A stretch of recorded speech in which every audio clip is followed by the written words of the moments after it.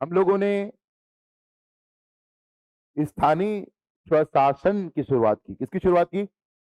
स्थानीय स्वशासन। एक शक्कर वाला है और एक सरोते वाला है। स्थानीय स्वशासन का मतलब क्या है कि केंद्र स्तर के बाद और राज्य स्तर के बाद निचले स्तर पर यानी जिला स्तर पर यदि हम लोग किसी भी प्रकार के शासन की व्यवस्था करते हैं तो उसको स्थानीय स्वशासन कहा जाएगा। केंद्र स्तर और राज्य स्तर के बाद में जो तीसरा स्तर आता है बेटा, वो कौन सा स्तर है? जिला स्तर। कौन सा स्तर है? जिला स्तर। और जिले की संरचना में हम लोगों को दो चीजें दिखाई देती है। एक तो टाउन्स दिखाई देते हैं, शहर, और दूसरे हमारे गांव। यदि गांव में राज है तो पंचायती राज, और शहर में है तो नगरीय निकाय। हिंदी में और इंग्लिश में दोनों में पंचायती राज ही कहा जाता है। नगरीय निकायों को म्युनिसिपैलिटीज कहा जाता है। क्या कहा जाता है? म्युनिसिपैलिटीज। दोनों तीन स्तर पर हैं। सबसे नीचे ग्राम पंचायत, उसके बाद जनपद पंचायत, उसके बाद जिला पंचायत।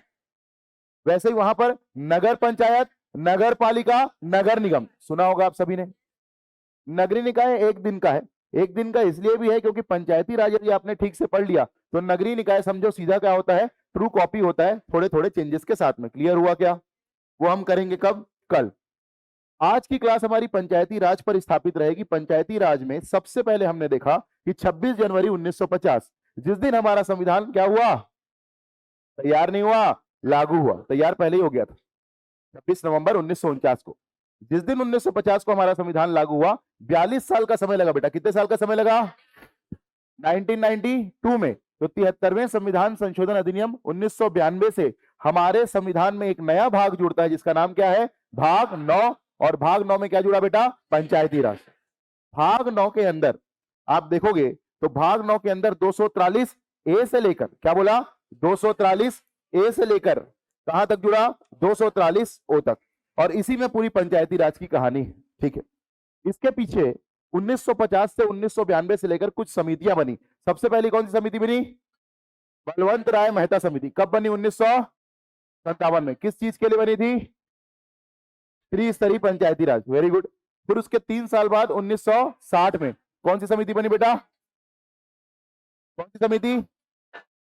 बीवी राव या बीवी के राव समिति। बीवी राव समिति किस चीज के लिए बनी थी? पंचायत सांख्यिकी। ये वही व्यक्ति हैं जिन्होंने राष्ट्रीय आय की क्या की है बेटा? वैज्ञानिक गणना की है। Scientific calculation of the national income. 1961 में कौन सी समिति बनी? एस.डी. मिश्रा समिति। और एस से याद रखना सहकारिता, पंचायत और सहकारिता। 1963 और 65 में एक ही समिति बनी, 2 बार। के संथानम।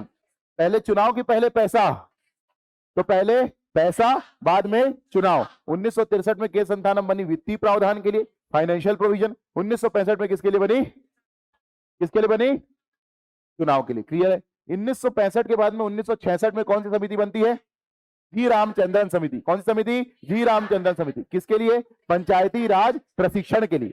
इसने कहा कि अलग अलग ट्रेनिंग सेंटर स्थापित करना चाहिए जिसमें पंचायतों के द्वारा क्या दिया जाए? प्रशिक्षण दिया, जैसे पटवारी लोग को दिया जाता है, जैसे आरआई लोग को दिया जाता है। क्लियर हुआ कि नहीं हुआ? 1966 के बाद सीधा कहां कूदना है? 1976 में। 1976 में कौन सी समिति बनी? दया भाभी समिति। अरे दया चौबे। और दया चौबे से जो समिति बनी वापस बलवंत राय मेहता के पास घूम के जाएगी। बलवंत राय मेहता समिति जो बनी थी वो 1952 में एक प्रोग्राम आया था। कौन सा बेटा? सामुदायिक विकास कार्यक्रम। उसी की जांच के लिए बनी थी। और उसकी जांच करते करते बोला कि पंचायती राज स्टेब्लिश करो तो ये प्रोग्राम सफल हो जाएगा, क्योंकि ये प्रोग्राम अभी क्या हो चुका है? फेल। दया चौबे दया भाभी घूमते घूमते वापस कहां जाएगी? बलवंत राय के पास में। और बलवंत राय से क्या लेके आएगी? सामुदायिक विकास। तो दया चौबे समिति भी किसके लिए बनी थी बेटा? सामुदायिक विकास, कम्युनिटी डेवलपमेंट। क्लियर हुआ सबको? इसके बाद में 1977 पापा के 20 साल बाद 1957 में कौन आए? बलवंत राय मेहता। 57 में 20 साल बाद कौन आएंगे? इनके लड़के अशोक राय मेहता। और इन्होंने पुनर्विचार किया। क्या किया? पुनर्विचार, रिकंसिडरेशन किया। ध्यान से सुनना बेटा, जब भी पुनर्विचार होगा तो पुनर्गठन होगा। क्या बोला? जब भी पुनर्विचार होगा तो क्या होगा? पुनर्गठन। भाई यदि आप दूसरी बार अपनी चीजों पर विचार करो तो उसमें कुछ चेंज करोगे। तो उसने पापा की चेंज की बात को, पापा ने कहा था कितने स्तर पर होना चाहिए पंचायती राज? बेटे ने कहा कितने स्तर पर होना चाहिए? 2 स्तर। समझ में आया कि नहीं आया? इसके बाद कौन सी समिति आती है? दांत वाला समिति। 1978 में 6 कदम मार के कौन तोड़ेंगे? हनुमान जी। यानी दांत वाला समिति किसके लिए आई थी? खंड स्तर पर नियोजन, planning at the block level. 6 गदा 1984 कौन सी समिति? हनुमंत राव समिति। कौन से स्तर पर नियोजन? जिला स्तर पर नियोजन, planning at the block level.